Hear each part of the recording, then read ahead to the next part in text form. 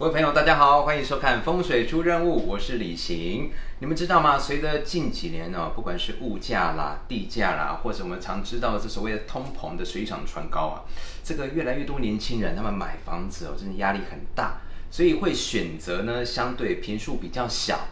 但是呢，麻雀虽小，五脏俱全。里面呢，它可能是2房2厅1卫啊，这种俗称的这种时尚精品的轻豪宅。因为轻豪宅它本身它的面积并不是像真的豪宅这么大，所以很多的朋友呢，他们会选择，我试着把阳台外推，我试着做成开放式厨房。那这个的用意呢，就是想要再创造更多这种开放式的这个空间。可是你们知道吗？我想要多创造一些这种功能性的想法，而可能会触犯的风水的煞气这个到底是什么？今天呢，李行老师带大家来到新北市的中和区我们的今天的业主呢，我们称他为小山吧。那小山呢，他自己本身独自创业的 KS Design 商业婚礼活动的布置公司。那他在3年前呢，就买了这一户的精品时尚轻豪宅。那从头到尾他都是靠自己因为职业的关系，所以他在生活上、美学上就有非常非常高的一个要求。那好不容易布置完了、装潢完了，他本来满心欢喜的想要庆祝新居落成，可是却在某一次这个偶然的机会，被自己的亲朋好友说到：“哎呀，你这个阳台外推对男主人的运势会有影响。”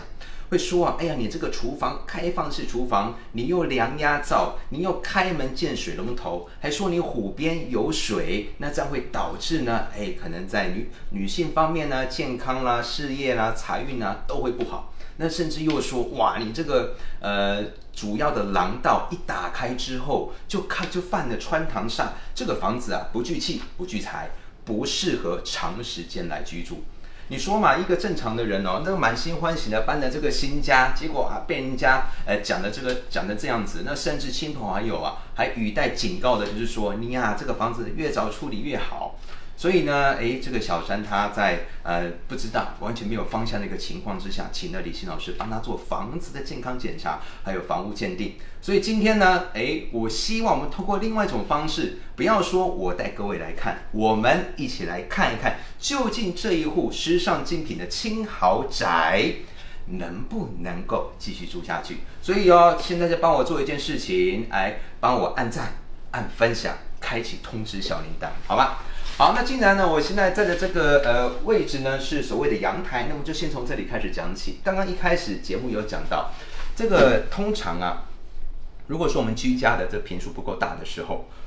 在可接受范围之内，我们把阳台外推，的确是能够创造出来，这个多余的或者是更能够多加利用的室内的这个空间。那可是就会有一种讲法说，阳台外推会导致男主人的在外的人际关系受影响，在外的事业也会打折扣。这到底是什么原因？其实它跟什么名词有关呢？跟所谓的明堂有关系。以前在以前古代的房子里面就这个明堂代表我大门外面看到的景色，或者是说代表我从家里室内空间到室外的外面的一个缓冲的区域，这个叫做明堂。因为以前人很好客嘛，男主人如果说要接待贵宾的话，贵宾会在哪里下车？他会在大门下轿。那所以明堂的这个风水就很重要了。如果够宽广的话，那对于以前的男主人而言，第一个有面子嘛，再第二个也代表自己的人际关系很好嘛，那第三个对于未来的这个人际关系也会有帮助。可是现在不同现在其实我们这个阳台大部分的用途是做什么呢？第一个养盆栽，第二个放鞋子，第三个甚至有人会拿来晒衣服那当然我必须说了，如果说我本身有一个很宽阔的一个阳台，我把它整理得很好，那当然对我们的风水它是会有加分的。可是如果说我本身房子因为我的这个室内的空间不够，我希望能够透过阳台外推去争取更多的使用空间的话，只要掌握几个大原则，那其实阳台外推在风水上面它不会有不好的影响。第一点当然是最重要的，也就是我的视野跟采光。因为阳台其实在房子里面最重要的，它的一个角色是什么呢？它是我们最主要的进气口，它是我们最主要的采光面。所以它的功能性并不是说我要拿来什么晒衣服啦、养盆栽啦，并不是这样子。那所以我们做任何改变之前，绝对不能够改变它最原始的功能性。那我们就回到这一户轻豪宅咯。你看，虽然说它的阳台有外推，但是基本上它充足的一个阳光采光，它是没有受到任何影响的。除此之外，在视野上面，因为屋主他采用了一个全通透的一个透明玻璃，所以视野好，采光好，即便我阳台往外推，其实在风水的角度上面也不会对家里面的男主人有不好的影响。那再来，接下来还有什么要注意的呢？就是我阳台往外推了，我的确是创造出来的多余的使用空间，但是最重要的，务必要保持干净、整洁、明亮。所以呢，你会发现它在阳台的这个空间上面，它放了非常多的一个植栽。其实，在以前呢，植栽大量的被用在风水布局。为什么呢？因为植物它本身就有生气，而且如果说我们又是放吉祥的植物的话，其实它代表的寓意，或者是说它隐藏散发出来的能量，本身对房子里面的生气啦，还有所谓的这个空气品质啦，就会有帮助。重点是其实我们在整体的在规划上面都有配合小山房子的坐向。小山房子它坐向是什么呢？坐东朝西。坐东朝西本身在气场上面就属于木气宅，所以我们会看到地板有大量的使用木地板。然后呢，等一下带大家看到室内的很多的家具也基本上都是木质的，再配合我阳台上面两旁我放了充满生气的植栽，搭配上阳光这样子洒进来，其实它对于房子不会有不好的影响，反而有正向的加分啊。所以呢，如果说线上的朋友们，你们在这个后续房子的这规划上设计的想法上，你们一直在纠结，就是说我室内的坪数真的很小，我想要有多一点的使用空间，我希望能够让我每天回来看的心情都很舒服，但是碍于风水的一个禁忌，我不敢把阳台往外推。借由今天的这个节目，可以帮你们解除你们的疑惑了啊。好，除了阳台外推之外对于小山而言，它最困扰的一点是什么呢？就是在我旁边的这个区域。我相信，如果说线上的朋友，你们自己本身你是小资族，你是买了一个小套房，不管是买的还是租的，又或者是说呢，你可能刚开始你是第一次买房，碍于资金的关系，你会先选择小坪数的房子，这些完全没有问题，先求有。再求好，这是最基本的一个顺序和逻辑。但是当那个坪数小的时候，我们必须要面对一个现实，就是厨房，那它的这个使用空间就会压缩到客厅，或者就会压缩到整体我进门之后所看到的视线范围。讲到这里那不禁我就要再跟各位朋友来重点解释一下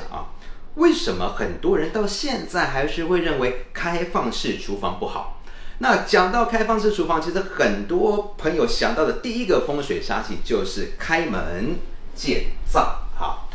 以前的厨房因为它没有抽油烟机，以前的厨房煮饭的工具叫做炉灶。炉灶很简单，它一定是要烧木材的。那烧木材，那一定会遇到木材燃烧不完全的时候，就会产生什么黑烟。这个黑烟因为飘散了非常多微小的碳粒子，那所以我不管说沾到脸上、沾到墙壁上，或者沾到任何一个地方，其实看上去就是脏乱。那除此之外，刚才讲因为没有抽油烟机，所以当女主人我在大火快炒的时候不管是油烟啦、水汽啦，或是我这个油的这个粒子爆出来啦，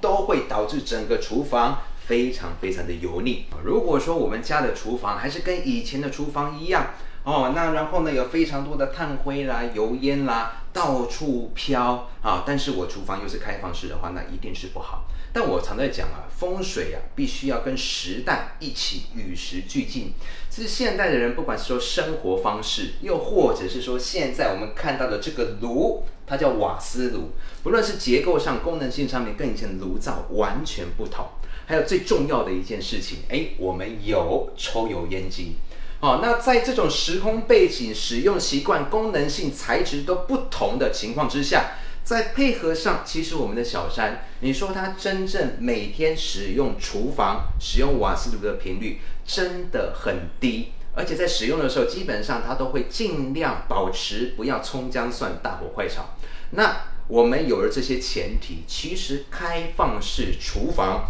并不会对于家里面的人有我们刻板印象当中那种什么开门见灶啦、钱财虚耗啦、开门见灶啦，没有男主人的负面影响了哦。那当然，我相信呢，还是会有很多的朋友心里面还是会有挂碍，毕竟呢，因为长时间接收到这方面的讯息，还是会担心说，如果我的瓦斯炉外漏的话，是不是会对风水上面产生一些扣分的效果？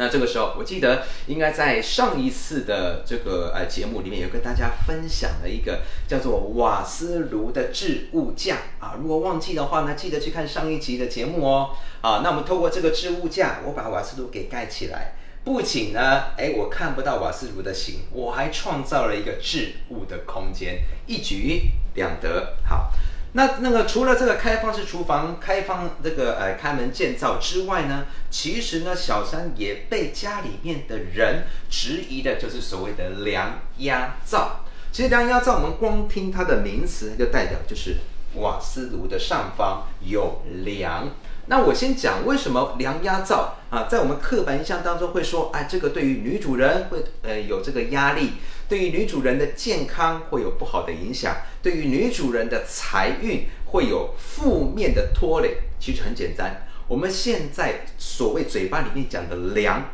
通通指的是以前房子的大梁。但是我们要知道哦，在以前的房子，大梁有几根？大梁只有一根，而且它只会在房子的正中心。那我们都知道大梁非常非常的粗啊，如果大梁不小心掉下来的话，那的确对于梁下面的人，他会有生命的危险。所以以前的老祖先才会说，在大梁下面尽量不要安床，不要是餐桌，不要是人长时间待的地方这是第一点。第二点，为什么会对健康有影响呢？因为我们知道以前的这个大梁基本上是属于开放式的，不像我们现在家里面有梁，我可以通过装潢把它包起来。那开放式的梁代表上面常常会有一些小动物跑来跑去咯，像是什么？可能是老鼠啦或者是说小强啦之类的。那这些老鼠、小强、蜘蛛、蚂蚁，其实在卫生的条件上面本来就比较不好。那我们要想了，如果说突然有一阵风吹过来，又或者是说又有老鼠跑过去了，难免会把梁上一些脏东西掉下来。那我要想我是煮食物的，比如当上面如果有一些什么粪便脏东西掉到食物里面，对家人的健康会不会产生不好的影响？肯定是会的。要知道以前大部分是以农立国，所以大部分的人家都是务农社会。体力很重要，健康很重要。只要家里的男丁健康出问题了，生产力就会打折扣，自然而然事业、财运、人丁就会受影响。那你要想女主人这么辛苦，她最主要的工作没有做好，那在家里面的地位是不是也因此而打折扣了呢？所以同样一个道理咯。好，那我们就回归到现代。我们在现代，我们就要很理性思考一件事情现在的梁其实是房子最重要的一个支撑点。那这个梁的话，既然它是必要的，我们就要用更理性的态度去看待它。而且在我的认知里面，我们瓦斯炉在这边那真正的梁是在哪边？是在这里面，它是藏在这里面的。梁跟瓦斯炉中间其实隔了什么？它隔了两件东西。第一个隔着抽油烟机，第二个隔着我们的橱柜。所以你说梁真的有实际压到瓦斯炉吗？并没有。所以我们按照一个最基本的逻辑还有定义的话，其实根本不构成所谓的梁压灶那你说真的要讲影响的话，我只建议一点，如果说您家的厨房上面有大梁的话，我们就尽量做到这个大梁啊，不要压到女主人，或是不要长时间压到女主人。我常跟大家分享啊，梁要对人产生负面的影响，必须要长时间压在人的身体或是人的头上方。所以呢，那针对这个开放式厨房、开门见灶，包括这个梁压灶，其实对于我们小山家里面而言的话呢，并不会产生这个风水的负面影响。我们要很理性客观了啊。好，那再往这里挪一点点啊，你看到我左手边这里有这个水龙头了啊。那其实这个水龙头，我先讲一个基本的逻辑。水龙头在现代而言，它的功能性是什么？它功能性是用来洗手、洗碗、洗菜啊来用的，而且它会不会常开？不会。严格讲起来，我们一天当中真正会开水龙头的时间，我24小时全部加起来，我相信不会超过5分钟啊，断断续续的5分钟已经算是很长了啊。那为什么会说这个会是煞气呢？因为会有一种讲法说啊，这个在一开门就见到这个水龙头的话呢，这叫做财水外流。但是李欣老师记得在某一次的节目，我也跟大家分享一件事情。其实现代所有的水龙头基本上啊，它流的方向一定都是由上往下流，而且往下流是流到哪里？流到水管里面。每一户的家人都是这种状态。好，那所以既然水它是流到水管里面，那就不构成所谓的财水外流。在以前，财水外流它有非常严格的定义，我必须眼睛要实际看到水从地板上往大门口流出去，这个才叫做财水外流。好，那然后呢？那其实刚刚这样子一路介绍过来啊，各位朋友，你们有没有发现啊？其实，以小山而言，它整个的房子在配色上面，它用了大量的白色、大量的浅色，还有大量的中性色。这个中性色是在哪边呢？我们可以看到这里啊，你看到客厅这里啊。那其实在这整个这个颜色的配置上面，我必须说小山他花了非常多的一个心思，因为他心里面很清楚知道家里的这个坪数的大小啊，整个面积差不多就是16坪啊，那16坪就差不多是48到50平方米。那坦白说，空间是真的不大。可是当空间不大的时候，我们越要尽可能的让房子采光充足。在颜色的调配跟配置上面，我们尽量要保持明亮的色系。所以你看，它使用大量这个白色啊。那除此之外，有墙面是白色，柜体是白色，连这个冰箱也使用的是白色。那其实众多的这个白色，再搭配上这么好的一个采光，我们直接把光线引进来，其实视觉上的空间感就会更为明亮，更为充足。我常在讲一件非常重要的事情，各位朋友，你们一定要记得房子是买来给人住的，不是买来做风水的。所以呢，今天我们在选了一个房子你在选房子，房子也在选你那既然你们有缘能够作为房子的一个主人，那很多的一些在结构上或者是说可能是房子它隐藏的一些小问题，我们要试着面对它，要试着接受它。我们透过现代的一个思维科学的方法，尽可能的把就算有负面影响，也把它给降到最低。好的，那参观完了这个阳台、厨房、客厅之后呢，那在接下来我们要进入小山的房子的另外一个空间。我们可以发现你看它这一整面，它使用了隐藏式的门片。如果小山这里不做门片的话，其实感觉我的客厅是被压缩的。但是当我做一整片，它看上去有一个整体性的时候，我在视觉上面，我就觉得我的客厅比实际上还要来得大。这个就是我常在讲的风水要现代化那当然呢，我们讲到这个客厅的大小，在之前也是。小山也被自己的亲朋好友好像有一点挑毛病会说那你这个厨房的空间这么大，客厅这么小对，在传统的定义上会说哇，这样子女主人会比较劳累啦，会比较操劳啦之类的等等的可是我刚刚讲到一个重点了，现代人的生活习惯，现代人的就是对于厨房的使用习惯好，跟以前已经完全不同了。特别是像这种小坪数的房子，又或者是说，如果您是住在小套房的房间里面，其实本来就是一个生命共同体嘛，就是一个共同的生活圈嘛。那我们再试想一件事情哦，如果说我房子本来面积就不够大，我硬是把客厅跟厨房做了一道墙做区隔。你这给人的感觉是不是就觉得说我回到家，其实我买的不是精品的时尚小豪宅嘞，我买的是2间套房。那这个其实人的情绪上面，回到家就会比较压抑。好，那当然我们要做这种开放式、这种通透式整体的话，我们生活习惯当然要配合啦。好，刚刚讲的尽量不要大火快炒，然后呢，务必要保持个干净、整洁、明亮。好了，来，我们来进来看一看这里面是什么样子。好，那从这里，这里我要介绍一下因为我非常喜欢小山它的这个它会自己打开全自动的。那其实在厕所的设计上面，我们会发现通常这种小坪数的厕所几乎都没有对外窗。没有对外窗的厕所，常常会遇到一个问题就是它可能会比较容易潮湿，然后会比较容易有味道。那再来就是说呢，整体的气场会比较昏暗。所以，如果您家呢也是像小山这样子，厕所没有对外窗，那务必要像小山这样子，就是第一个，我在配色上，我尽量使用明亮的颜色。你看，小山不管是地板、天花板四面的这个墙，包括门板，都是用明亮的白色。第二个，也是我常跟大家在分享的，就是厕所务必要保持干燥、干净、整洁、明亮。所以我们可以看到厕所里面所有的光线都是暖光源，然后再来呢，在马桶盖的后方，还放了火鹤的盆栽。那除此之外也有香氛只要我们能够做到这几点，厕所我们刻板印象当中的阴气重、湿气重、晦气重、臭气重，它的负面影响我们就能够降到最低了。好的，那再接下来我们来看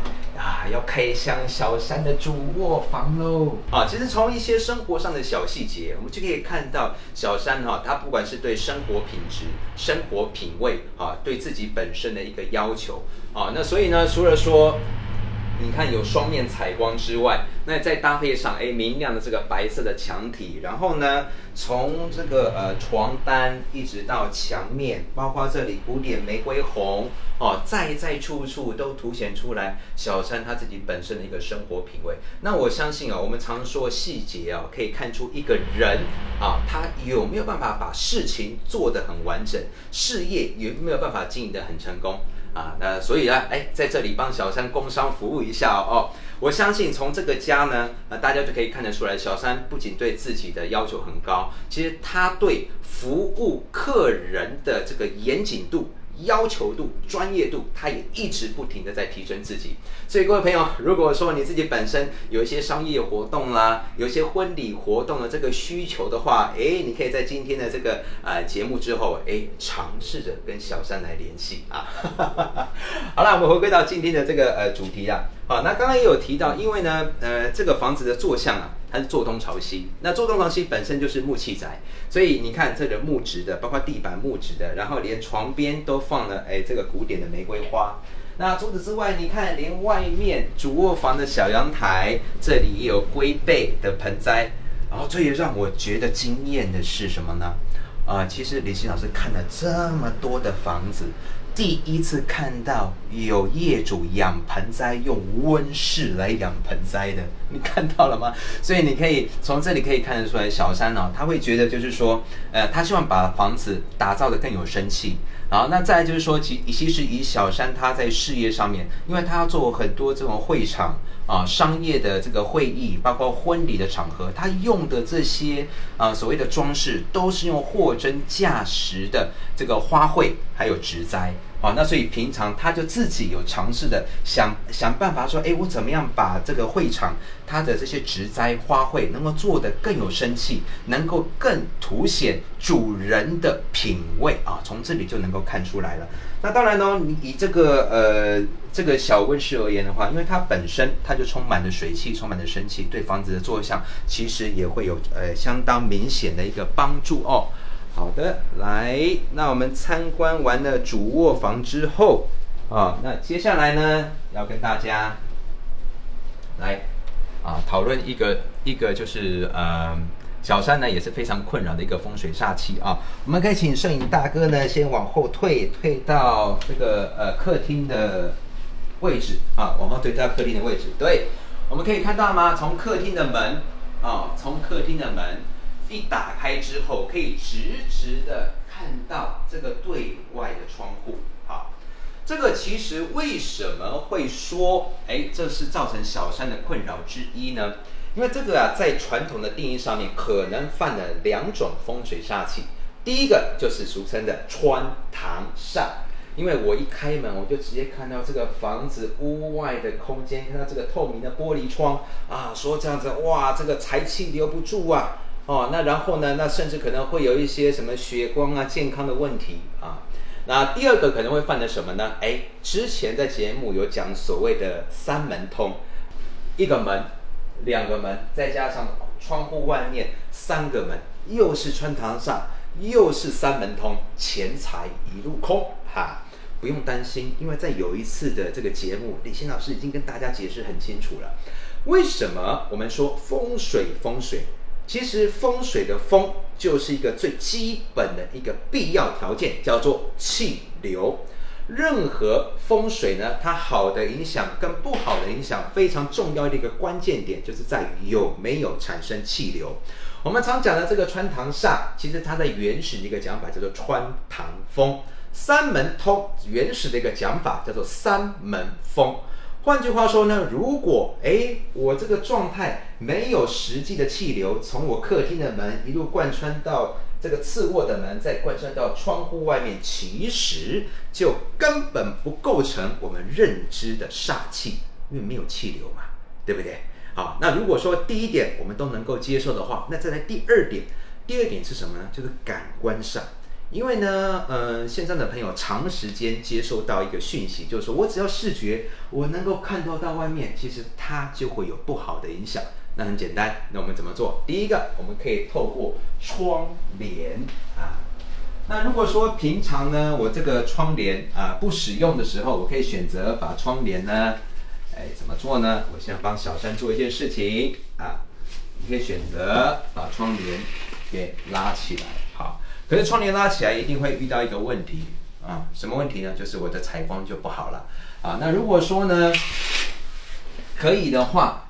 其实我还蛮建议啊，小山呢，他可以考虑在这边里面的地方，我多加一层纱帘啊，就是透光不透湿的纱帘。那如此呢，我就能够很简单啊，也很轻松的透过视觉上的一个遮挡，然后把这个视觉上穿透的感觉给化解掉了。那除此之外呢，我们也可以透过另外一种方式，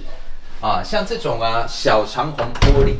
这个小长虹玻璃在现代的装潢设计里面，大家也常常被拿来使用为，比方说像是厨房的玻璃门啦、玄关的玻璃啦、阳台的玻璃啦。那其实针对我们今天的这个状况，视觉上的穿堂，也可以在门板上面我们装上透光不透湿的小长虹。那这样子呢，也可以把我们视觉上的穿堂简简单单的就化解掉了。好，讲到这边呢，我特别给我们的小山呢，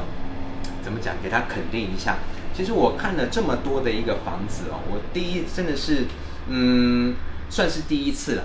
第一次看到能够把这个外推的阳台能够做得这么好的，特别是在